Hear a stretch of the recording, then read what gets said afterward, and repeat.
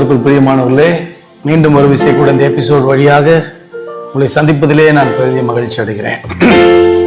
எல்லாருக்கும் தெரிந்த ஒரு பெரிய பழைய பாடல் இது. எல்லாரும் சேர்ந்து பாடலாமா?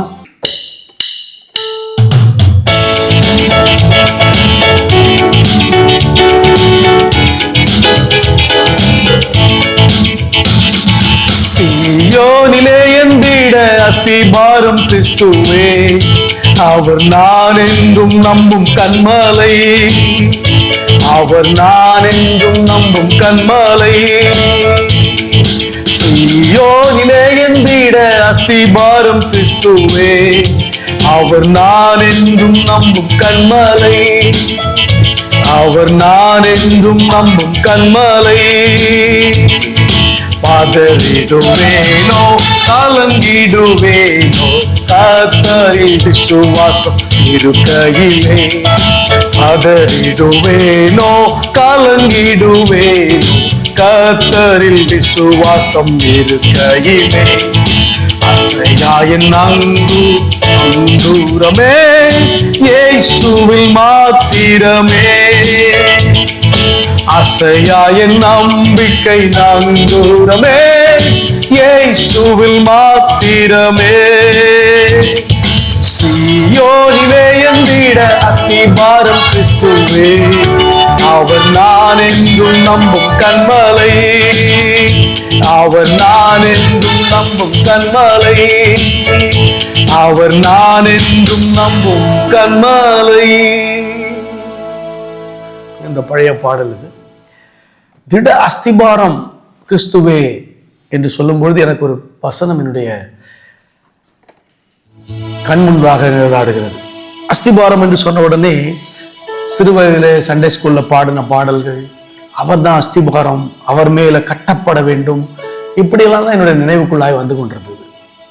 இந்த வேத பகுதியை நான் உங்களுக்காக வாசிக்கிறேன். மத்தேயு சுவிசேஷம் நூல் 7ஆம் அதிகாரத்துல, அந்நாளிலே அநேகர் அவரை நோக்கி கர்த்தாவே கர்த்தாவே இதை செய்தோம் அதை செய்தோம் என்று சொல்லுகிறார்கள். ஆனால் அவர் சொல்றாரு, உங்களை ஒரு காலம் அறியேன். சொல்லிட்டு இம்மிடியட்டா ஒரு வார்த்தை அவர் சொல்றாரு. என்னன்னா, நான் சொல்லிய வார்த்தைகளை கேட்டு இவைகளின்படி செய்கிறவன் எவனோ அவனைதான் அவனை கண்மலையின் மேல் தன் வீட்டை கட்டின புத்தி உள்ள மனுஷனுக்கு ஒப்பான்.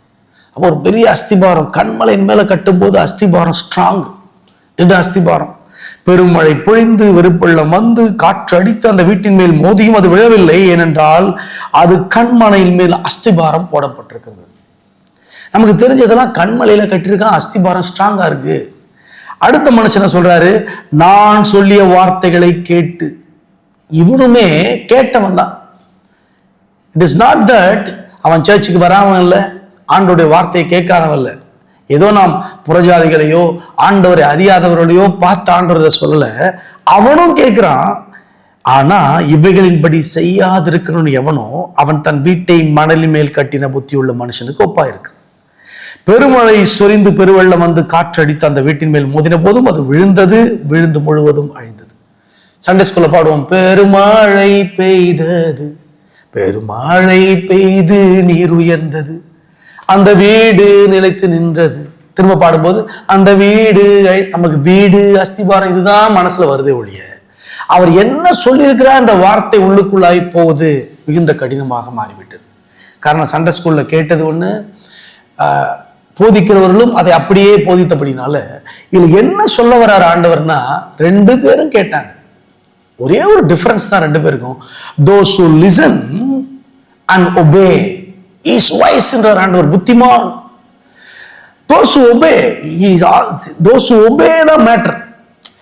those who listen again listen but not obeys is a fool. ரெண்டு பேரும் கேட்டிருக்கிறான், ரெண்டு பேரும் சர்ச்சைக்கு வந்தவன் தான், ரெண்டு பேரும் தன்னுடைய வீட்டை கட்ட பிரயாசப்பட்டவன் தான். எவ்வளவு பட்ஜெட் போட்டிருப்பான், ஒரு ஆர்கிடெக்டை பார்த்து கட்டிருக்கலாம். இந்த காலத்தின்படி பார்த்தா கட்டினதெல்லாம் உண்மைதான். கடைசியா தான் தெரிஞ்சுது அவருக்கு கீழ்ப்படியாமல் போனவர்களை குறித்து தான் ஆண்டவர் சொல்றாரு. ஏதோ மணல் மேல கட்டணவனை குறிச்சு ஒரு ஊமையாக அவர் சொன்னாலும், மணலும் கண்மலையும் இதுல முக்கியம் இல்லை. முக்கியம் ஒன்னே ஒண்ணுதான், those who listen and obey is wise. அவன் புத்திமான் என்று ஆண்டவர் சொல்லுகிறார். those who listen but not obeys is a fool. அப்படி சொல்லுகிறார் ஆண்டவர். சோ நாம் யாரையும் மூடனே என்று அழைக்க கூடாதுன்னு சொன்ன ஆண்டவர் நம்மை பார்த்து சொல்றாரு, அவனை பார்த்து சொல்றாரு அவன் மூடன். ஆச்சரியமா இருக்கு. ஃபூல்னு ஆண்டவரே சொல்லிட்டாரு. when Jesus says he is a fool, when God says he is a fool, he is fool indeed. அப்ப ஒரு இடத்துல ஸ்ட்ராங்கா ஒருத்தனை பத்தி ஃபூல் போடப்பட்டிருக்குன்னா யாரெல்லாம் வசனத்தை கேட்டார்களோ அதன்படி நடக்காதவர்கள். பிதாவே, இந்த மாலை வேளையில துதிக்கிறோம், ஸ்தோத்திரிக்கிறோம். எல்லா சூழ்நிலையும் அறிந்தவரா இருக்கு. எத்தனையோ முறை நாங்க ஆண்டவரே திட அஸ்திபாரமாகிய உண்மை நோக்கி பயணிக்கிறோம். உண்மையிலேயே நாங்கள் போடப்பட்டிருக்கோம் விசுவாசிக்கிறோம். நீ சொன்ன கருத்தை அநேக நேரில் வெட்டி விடுகிறோமே ஆண்டவரே. கேட்கிறவர்களாய் மாத்திரமல்ல அதன்படி நடக்கிறவர்களாய் இருங்கள் என்று திருவசனத்தை குறித்து எங்களை சொல்கிறேன். திருவசனத்தை கேட்கிறவர்களாய் மாத்திரமல்ல அதன்படி நடக்கிறவர்களாய், those who obey, Lord, those who listen and obey your word, you are calling him wise. அப்படிப்பட்ட கூட்டத்தில் எங்களை இணைத்தரலாம் ஆண்டவரே. We want to be like that, Lord. ஆண்டவரே, enable us to walk worthy of your calling. அதன்படி நடக்க நீர் அழைத்த அழைப்புக்கு பாத்திரமான எங்களை மாற்றும்.